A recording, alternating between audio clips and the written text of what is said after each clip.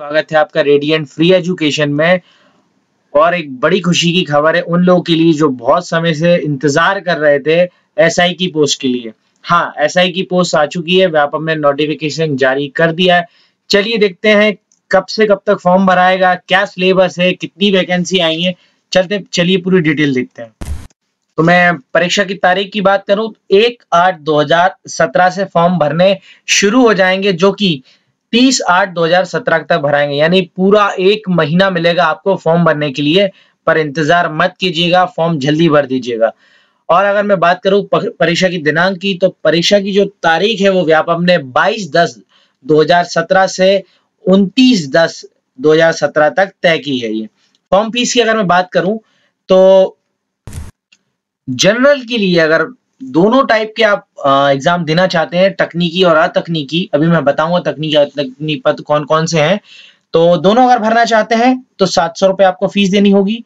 और आप सिर्फ एक ही एग्जाम देना चाहते हैं तो सिर्फ आप 500 रुपए फॉर्म भर सकते हैं। ये फीस है अनारक्षित वर्ग के लिए। और अनुसूचित जाति, अनुसूचित जनजाति और अन्य पिछड़ा वर्ग के लोगों के लिए दोनों पेपर की जो फीस है वो है 350 रुपए। और अगर आप वो लोग एक पेपर देना चाहते हैं या एलिजिबल हैं एक पेपर के लिए, तो वो सिर्फ 250 रुपए उन्हें देने होंगे। अब देखते हैं वैकेंसीज के बारे में, वैकेंसी कितनी आई है। तो टोटल वैकेंसी की मैं बात करूं तो ये आई है 611 पोस्ट। हाँ जी, टोटल 611 पोस्ट आई हैं, जिसमें से जनरल की जो टोटल पोस्ट है वो 303 पोस्ट है। एसटी की बात करूं तो एसटी की 128 पोस्ट आई हैं, एससी की 101 पोस्ट और ओबीसी की 79 पोस्ट आई हैं। ओबीसी की बड़ी कम पोस्ट आई हैं, 79 ही आई हैं, जबकि जनरल की अच्छी है, 303 पोस्ट हैं। अगर आप ज्यादा पोस्ट देख रहे हो तो जनरल से भी फॉर्म भर सकते हैं।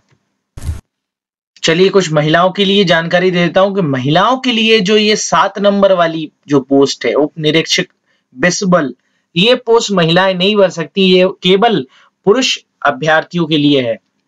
जी, ये पोस्ट सिर्फ पुरुष अभ्यर्थियों के लिए है, वुमन की इसमें कोई भी पोस्ट नहीं है, वुमन इसमें एलिजिबल नहीं है। चलिए अब सबसे जरूरी चीज वेतनमान की बात कर लेते हैं। वेतनमान होता है इसका 9,300 से 34,800 का और 3600 इसमें ग्रेड पे होता है, जो कि काफी अच्छी सैलरी होती है। बात करता हूं मैं अगर एज लिमिट की, तो एज लिमिट खुली भर्ती के लिए जो व्यापम जो एग्जाम लेगा उसके लिए 18 से 25 है, अदर स्टेट्स के कैंडिडेट्स के लिए। पर जो मध्य प्रदेश के मूल निवासी है उनको कुछ छूट है। छूट क्या है? 8 साल की छूट है अनारक्षित वर्ग को, यानी कि अब जो 33 साल के हो गए हैं वो भी एग्जाम दे सकते हैं। या हाँ जी, बिल्कुल सही है, इस बार से चेंज हो गया रूल। 8 साल का रिलैक्सेशन दिया है मध्य प्रदेश के मूल निवासियों को, जिसमें अब 33 साल तक के अभ्यर्थी इसमें फॉर्म भर सकते हैं। बात करूं मैं महिला और अनुसूचित जाति, अनुसूचित जनजाति और अन्य पिछड़ा वर्ग की, तो इनको 13 साल तक का आरक्षण है, तो अब 38 साल तक का व्यक्ति फॉर्म भर सकता है। चलिए हाइट की बात कर लेते हैं। हाइट कितनी चाहिए? तो पुरुषों के लिए 167.5 हाइट चाहिए या उससे अधिक चाहिए, महिलाओं के लिए 152.5 सेंटीमीटर या उससे अधिक हाइट चाहिए। सीने की बात करूं अगर मैं, तो सीना 81 सेंटीमीटर बिना फुलाए और 86 सेंटीमीटर फुलाने पर कम से कम इतना होना चाहिए, यानी कि इसका मतलब फुलाने पर 5 सेंटीमीटर का अंतर आना चाहिए।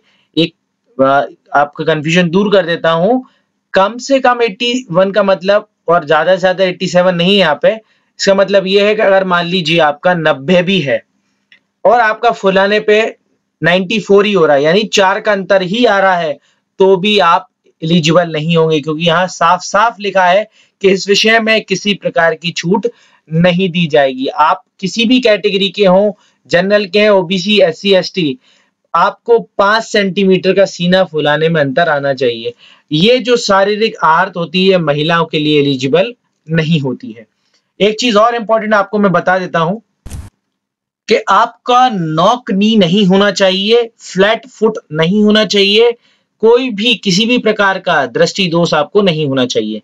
नॉक नी की अगर मैं बात करूं, अगर आपके दोनों घुटने टकराते हैं एक विशेष प्रकार से खड़े होने पे, अगर आपके दोनों पैर के जो घुटने होते हैं वो टकराते हैं, तो इसे नॉक नी कहा जाता है। वो आप नेट पे सर्च कर सकते हैं कि नॉक नी एग्जैक्टली क्या होता है। फ्लैट फुट का मतलब होता है जब आप जमीन पे पैर रखते हैं तो आपका पूरा पंजा तो नहीं जमीन से टकरा रहा, अगर टकराता है तो उसे फ्लैट फुट कहा जाता है। तो इसका भी आप ध्यान रखें, इसका आप चेक कर लें, क्योंकि अगर आपका नॉक नी या फ्लैट फुट है तो ये पोस्ट आपके लिए बिल्कुल नहीं है। इसके लिए आप मेहनत ना करें, कोई और एग्जाम के लिए करें। तो आप ये 2 चीजें जरूर चेक कर लें। चलिए शैक्षणिक योग्यताओं की बात कर ले हैं। तो सूबेदार का जो पद है वो एक अतकनीकी पद है। इसके लिए किसी भी विश्वविद्यालय से स्नातक की उपाधि या उसके समतुल्य चाहिए। उपनिरीक्षक की बात करूं तो ये भी एक अतकनीक पद है, इसके लिए भी समान योग्यता चाहिए। उपनिरीक्षक विशेष शाखा का जो पद है उसके लिए भी समान स्नातक और समतुल्य कोई भी आपके पास डिग्री है तो आप इसको भर सकते हैं। बात करते हैं उपनिरीक्षक आयुध की, तो इसमें ये एक तकनीकी पद है। इसके लिए किसी भी मान्यता प्राप्त तकनीकी विश्वविद्यालय से मैकेनिकल इंजीनियरिंग में 3 वर्ष का डिप्लोमा चाहिए। अगर आपके पास में डिप्लोमा है तो आप इस पोस्ट को भर सकते हैं। अगली पोस्ट है उप निरीक्षक क्यूडी। तो क्यूडी का भी एक टेक्निकल पद है। इसके लिए आपको किसी भी मान्यता प्राप्त विश्वविद्यालय से गणित, भौतिक शास्त्र, रसायन शास्त्र इस विषय में स्नातक या समतुल्य उपाधि होना आवश्यक है। पोस्ट नंबर 6 जो आई है उप निरीक्षक रेडियो, ये एक तकनीकी पद है। इसके लिए आपको किसी भी मान्यता विश्वविद्यालय से इलेक्ट्रॉनिक या इलेक्ट्रिकल साइंस जो है उसमें आपको डिग्री चाहिए, 3 वर्ष का डिप्लोमा चाहिए। टेलीकम्युनिकेशन इंजीनियरिंग में भी 3 वर्ष का डिप्लोमा भी इसमें चल जाएगा। 7th पोस्ट है उप निरीक्षक उंगली चिन्ह, ये एक तकनीकी पोस्ट है। इसके लिए आपको किसी भी मान्यता प्राप्त विश्वविद्यालय से गणित, भौतिक शास्त्र, रसायन शास्त्र या इसके समकक्ष आपको डिग्री चाहिए। उप निरीक्षक बिस्बल, ये पोस्ट जो कि लड़कियां नहीं भर सकेंगी, ये अतकनीकी पद है। शासन द्वारा मान्यता प्राप्त विश्वविद्यालय से स्नातक की उपाधि या इसके समतुल्य होना चाहिए। तो अगर मैं बात करूं कि कितने चरणों में ये परीक्षा होगी, तो पहली चरण में इसमें लिखित परीक्षा होगी। जो लोग रिटन एग्जामिनेशन पास हो जाएंगे उनको फिजिकल देना होगा, और जो लोग फिजिकल पास कर जाएंगे उनको इंटरव्यू देना पड़ेगा। ये जी हाँ, इस पोस्ट में इंटरव्यू होता है। एग्जाम की बात करूं कि एग्जाम कैसा होगा, तो पहला जो पेपर आएगा तकनीकी का पेपर होगा, वो 2 घंटे का पेपर होगा जिसमें 100 अंक का ये पेपर होगा। दूसरा जिसमें हिंदी, इंग्लिश और इंग्लिश में दक्षता एवं सामान्य ज्ञान का जो पेपर होगा वो दोनों के लिए है, तकनीकी और अतकनीकी दोनों पद के लिए। वो 3 घंटे का पेपर होगा, 200 मार्क्स का ये पेपर पूरा होगा। मेरिट की अगर बात की जाए तो 5 गुना संख्या में लोगों को दौड़ के लिए बुलाया जाएगा। चलिए फिजिकल की बात कर लेते हैं। फिजिकल कैसा होगा, 800 मीटर की दौड़ होगी। पुरुषों के लिए 2 मिनट 40 सेकंड में एक ही अवसर में निकालना है। महिलाओं को 3 मिनट 30 सेकंड का अवसर दिया जाएगा, और जो भूतपूर्व सैनिक हैं उनको 3 मिनट 15 सेकंड का अवसर दिया जाएगा। लंबी कूद की बात करूं तो पुरुषों के लिए 13 फीट 3 अवसर दिए जाएंगे, 13 फीट कूदना रहेगा पुरुषों के लिए। महिलाओं को 10 फीट 3 अवसर दिए जाएंगे, 10 फीट कूदना है। और भूतपूर्व जो सैनिक है उन्हें भी 3 अवसर में 10 फीट की जो लंबी कूद है वो करनी है।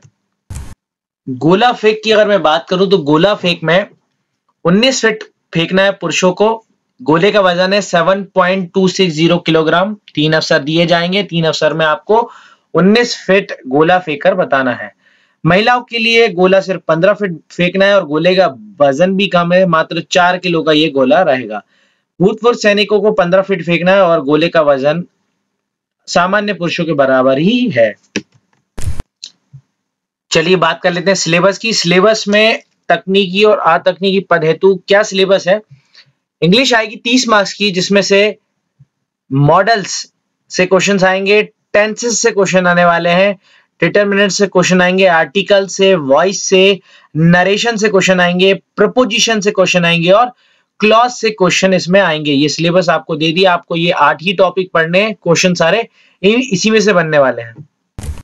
कुछ और भी तो है इसमें, अनसीन पैसेज पढ़ना है, और the passage could be of any 2 types, मतलब ये पैसेज के बारे में दे दिया किस टाइप के 2 पैसेज होंगे। तो एक तो वो 8 टॉपिक और ये पैसेज इसमें से आएगा।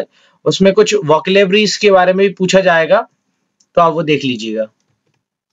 चलिए हिंदी में देख लेते हैं, हिंदी में क्या क्या आने वाला है। हिंदी की मैं बात करूं तो हिंदी में भाषा निर्माण से क्वेश्चन आएगा, यानी कि उपसर्ग, प्रत्यय, संधि, समास, इन पर आधारित प्रश्न होंगे।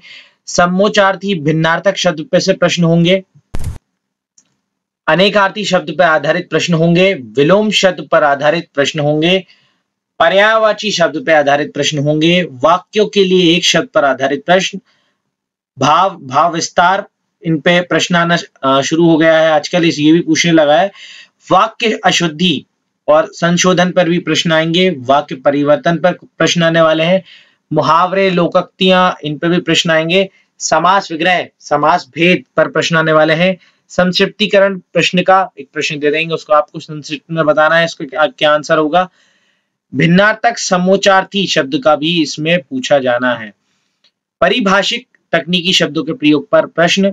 वाक्य भेद, रचना के आधार पर, अर्थ के आधार पर वाक्य के भेद बताने को आ सकता है।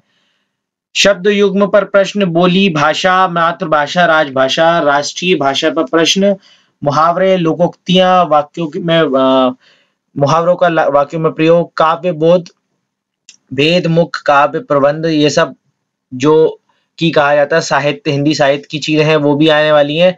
रस, छंद, अलंकार, इनसे प्रश्न का सिलेबस इसमें पूरा दिया गया है। और छंद में भी स्पेसिफाई किया है कि गीतिका, हरिगीतिका, उल्लाला, रोला पर प्रश्न आएंगे। अलंकार में वक्रोक्ति, अतिशोक्ति, अन्योक्ति पर प्रश्न आएंगे। रस में भी परिभाषा, अंग, भेद और उदाहरण पर प्रश्न पूछे जाएंगे। क्षेत्रीय बोली, पहेलियां, चुटकुले, लोकगीत, इन पर भी प्रश्न पूछा जाएगा। गद्यांश और पद्यांश से भी क्वेश्चन पूछा जाएगा। ये तो हुआ 100 मार्क्स का, और बचा जो 100 मार्क्स का पेपर होगा तकनीकी और अतकनीकी दोनों पद के लिए, इसमें क्या क्या पूछा जाएगा। सामान्य ज्ञान में वस्तुनिष्ठ प्रकार के मध्य प्रदेश राज्य, राष्ट्रीय व अंतर्राष्ट्रीय स्तर का सामान्य जानकारियों के अतिरिक्त गणित, इतिहास, भूगोल, अर्थशास्त्र, राजनीति विज्ञान, सामाजिक विज्ञान एवं विज्ञान विषय पर आधारित प्रश्नों के साथ जनरल एप्टीट्यूड, सामान्य बुद्धि, गुणवत्ता के रीजनिंग संबंधी प्रश्न भी शामिल होंगे। मतलब ये 100 नंबर में सब कुछ मिला जुला के पूछा जाएगा। तकनीकी पद के लिए अधिकतम 100 मार्क्स का जो एक पेपर होगा, उसमें रसायन शास्त्र 33 मार्क्स का, भौतिक शास्त्र से 33 का और गणित से 34 मार्क्स के प्रश्न, यानी कि 34 प्रश्न पूछे जाएंगे। ये टोटल 100 नंबर का क्वेश्चन पेपर होगा। आई होप मेरे द्वारा दी गई जानकारी आपको समझ में आई होगी। आपको समझ में आया होगा कि सिलेबस क्या पूछा जा रहा है, पोस्ट कितनी आई है, फॉर्म कब से भराना शुरू हो गया है। तो एमपी पुलिस से रिलेटेड, एमपी एसआई से रिलेटेड मैं कई सारी वीडियोस अब अपलोड करने वाला हूं, तो हमारे चैनल के साथ बने रहें। हमारे चैनल रेडिएंट फ्री एजुकेशन को सब्सक्राइब कर लें, ताकि कोई भी मैं नई वीडियो डालता हूं तो आपके पास में उसका एक नोटिफिकेशन पहुंच जाए। एक बेल आइकन होगा आपके मोबाइल में, वहीं जहाँ सब्सक्राइब की बटन होती है, तो उसको दबा दीजिएगा, तो कि जैसे कोई मैं नई वीडियो डालूंगा जो आपके लिए बहुत हेल्पफुल होगी, उसका नोटिफिकेशन आपको मिल जाए। Thank you very much for watching this video.